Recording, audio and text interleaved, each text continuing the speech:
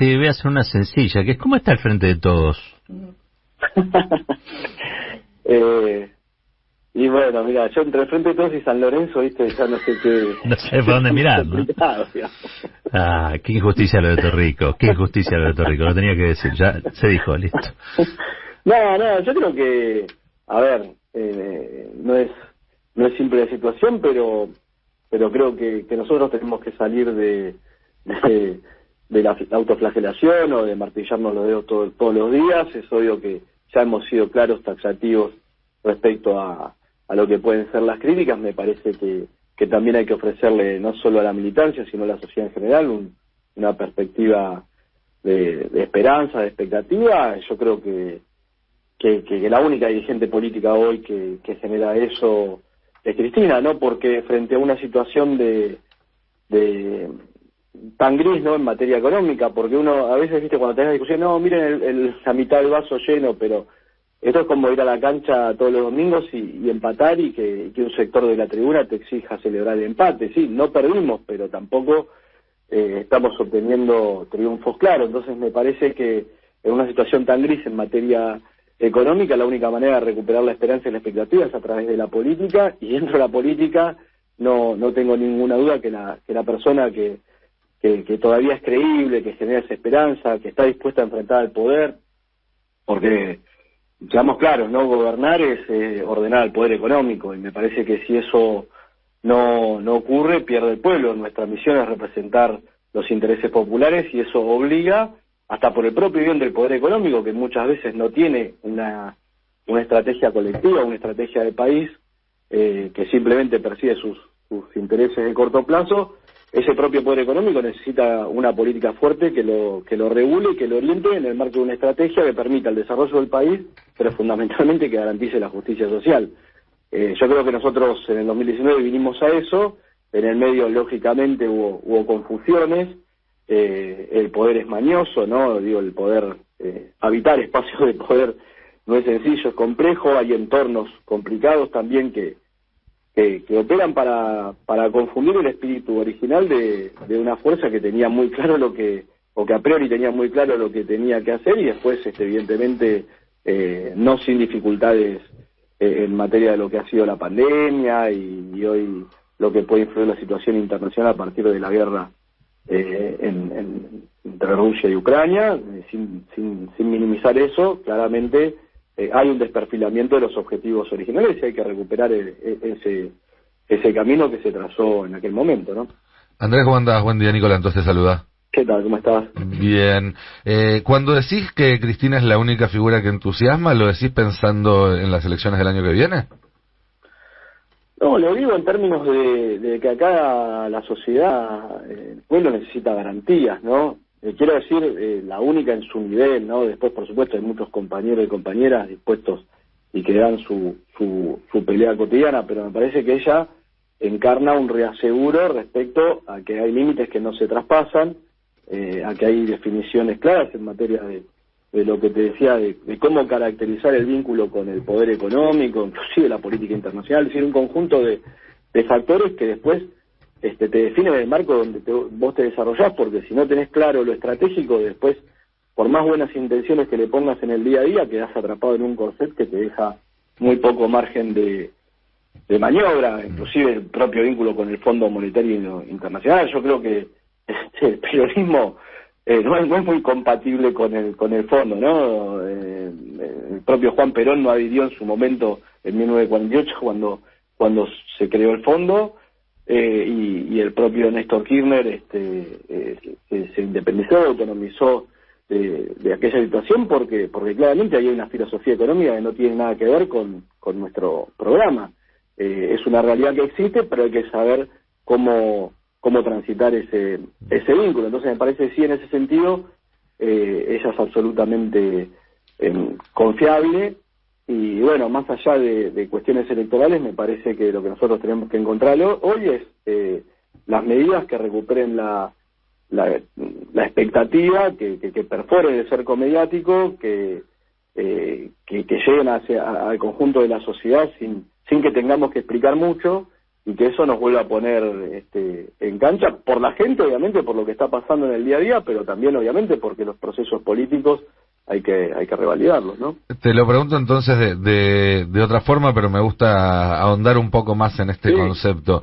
¿Crees que el modelo de elegir un candidato que no representa o no se identifica cabalmente con las políticas del kirchnerismo, como sucedió en 2019 y también de alguna manera en 2015, es un modelo que se agotó, que no funcionó y que el año que viene habría que buscar quizás una figura que se parezca más a aquello que el kirchnerismo proclama y que hizo cuando estuvo en el poder? Mira, yo creo que la fase moderada está agotada. No quiere decir eso que nosotros hayamos hecho todo perfecto. Todos somos conscientes de las dificultades que se enfrentan, pero sí me parece que se intentó y no ha funcionado. Entonces tenemos que en ese sentido recalibrar, y me parece que no podemos seguir atrapados permanentemente en ese laberinto, ¿no? Porque acá a Cristina la jubilan, permanentemente. Sí. Entonces, yo me acuerdo de la discusión del 2016 y 2016-2017, y yo entendí que en el 17, después del proceso electoral, ese debate estaba zanjado, porque en aquel momento lo que se planteaba es: Cristina no tiene votos. Bueno, fuimos a la elección en el 17, Cristina tenía votos, pero además ella tuvo la generosidad, no sé si es generosidad, no, pero sí la inteligencia de reagrupar a todos los sectores del movimiento nacional, y para que ese reagrupamiento fuera eficaz, inclusive no dudó en ceder posiciones y en darle al sector moderado, por llamarlo de alguna manera, el mayor protagonismo. Entonces me parece que eso tiene que ser recíproco. Si ahora se hace evidente, quizás hay un problema de diagnóstico, de caracterización, y no todos están viéndolo, pero me parece que esa mayoría de la sociedad y de la militancia está con un sabor agridulce. Entonces me parece que es momento de dar cuenta de lo que fue una decisión muy inteligente y también en parte generosa, y que todos estemos a la altura de las circunstancias y tengamos la misma grandeza que tuvo ella en el 2019, ¿no? Hay una cosa que a mí me cuesta entender, Cuervo, y no es que me cuesta entender, creo que falta alguna explicación más, y son las reuniones que Cristina viene teniendo, desde con la jefa del Comando Sur, después también se reúne con Melconian, después se reúne con Redrado, y sin embargo no hay encuentro con Alberto. Digo, no, estamos hablando de encuentros con gente que quizá está en posturas antagónicas a la de Cristina, y sin embargo no hay posibilidad de acuerdo, o por lo menos de sentarse con Alberto. ¿Por qué es? ¿Qué explicación tiene esto? Habría que preguntarle a Alberto por qué no la llama o no se quiere juntar con Cristina en todo caso. No es un tema de Cristina, ella siempre tuvo la absoluta predisposición, obviamente. ¿Por qué pasa? ¿Alguna idea tenés, digamos?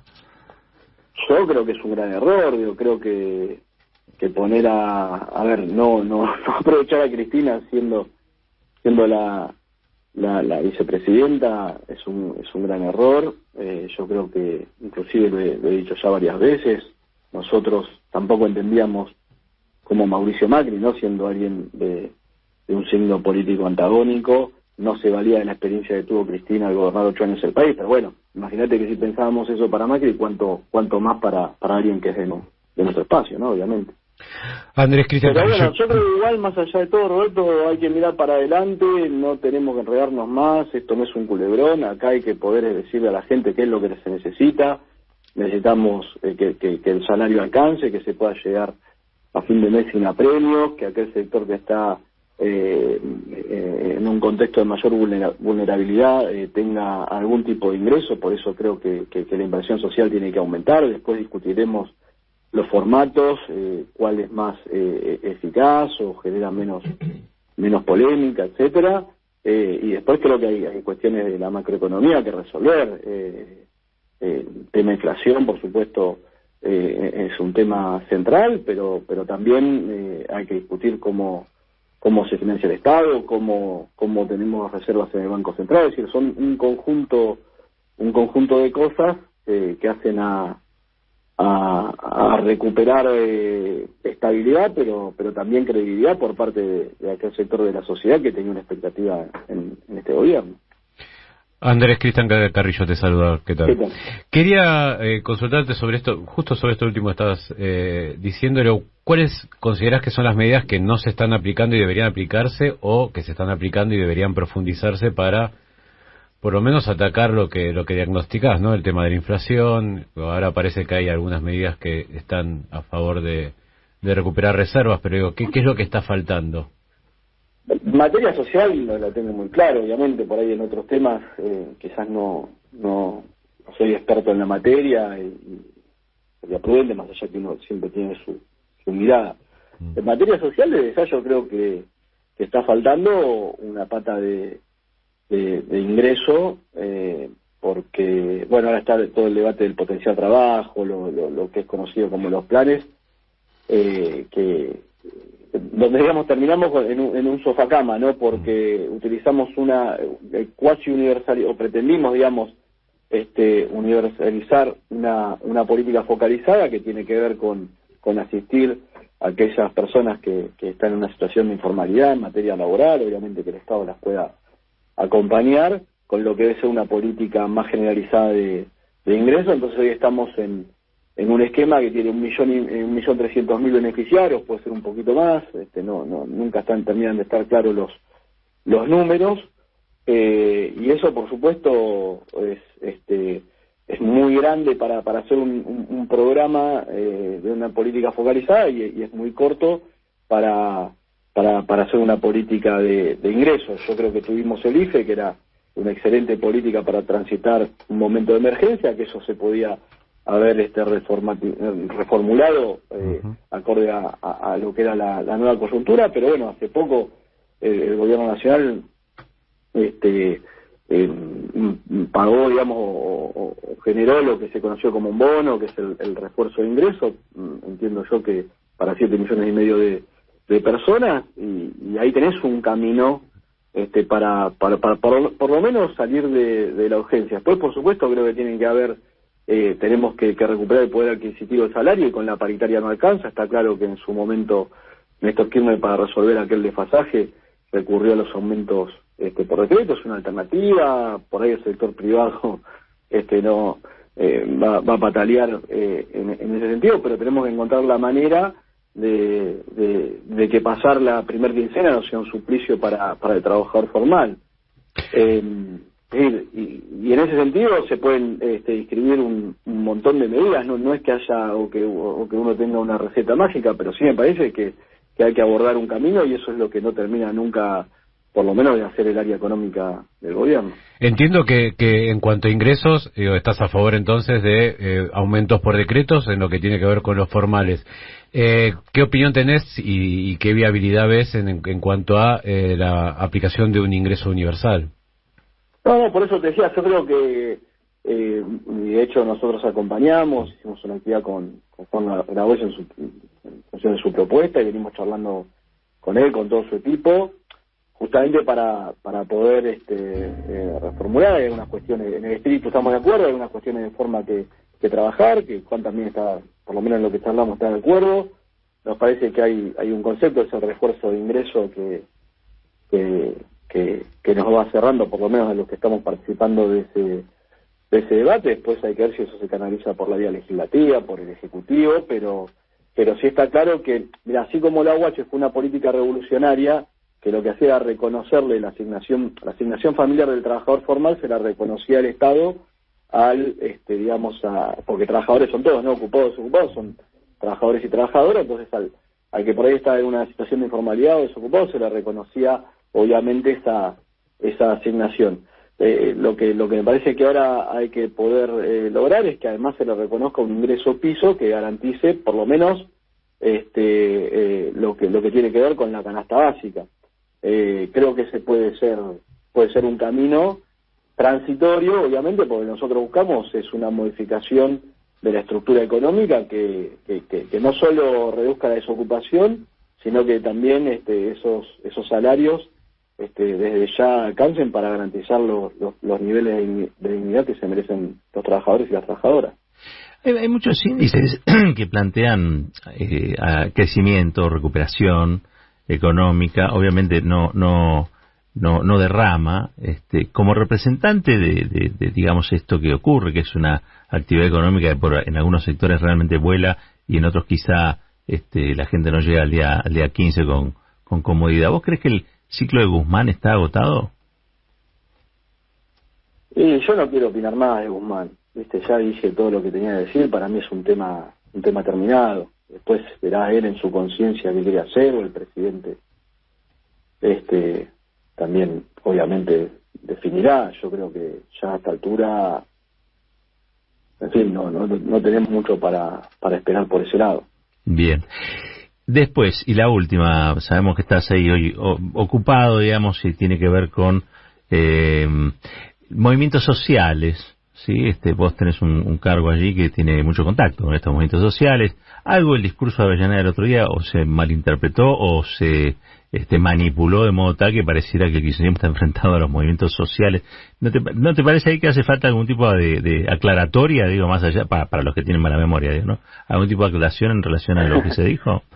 No, sin duda hubo manipulación. Llama la atención que un sector de los movimientos, levita, digamos, no tampoco vamos a decir las cosas por su nombre.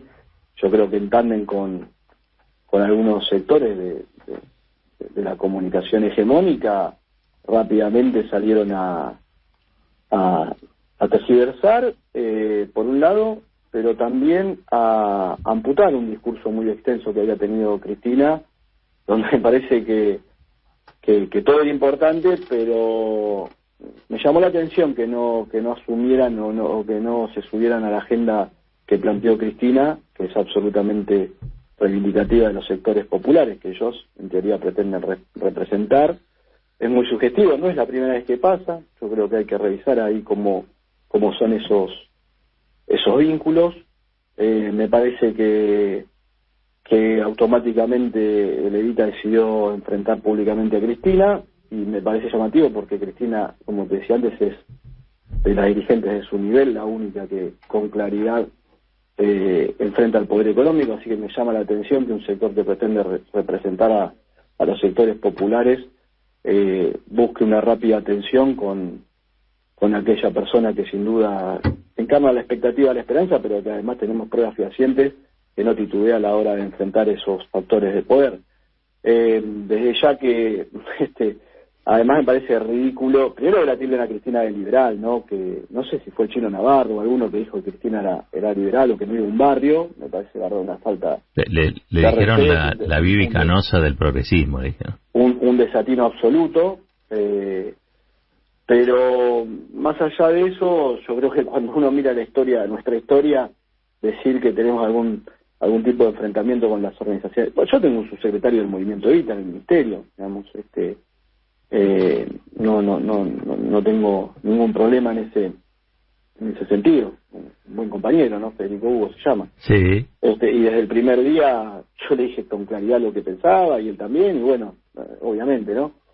Pero, y en esto quiero separar por ahí al grueso de la militancia de lo que puede ser, tanto en el caso de Pérsico, en realidad de Pérsico, porque yo creo que el jefe sin duda es Emilio Pérsico, de lo que puede ser las actitudes o la caracterización que él pueda tener de la realidad de la situación. Después, con mirar nuestra historia, tanto los 12 años de gobierno, como también, digamos, todo lo que fue la política, ¿no?, de apoyo y de protagonismo y de inserción de las organizaciones sociales y de referente de las organizaciones sociales en el Estado. Lo que pasa es que en nuestro gobierno había una clara concepción de que era el Estado y las organizaciones, digamos. Vinimos a romper con una historia de un Estado que negaba a las organizaciones, pero tampoco creemos en esa idea de que las organizaciones deben negar al Estado, porque justamente la concepción política del peronismo, del justicialismo, habla de una comunidad organizada donde el Estado y las organizaciones libres del pueblo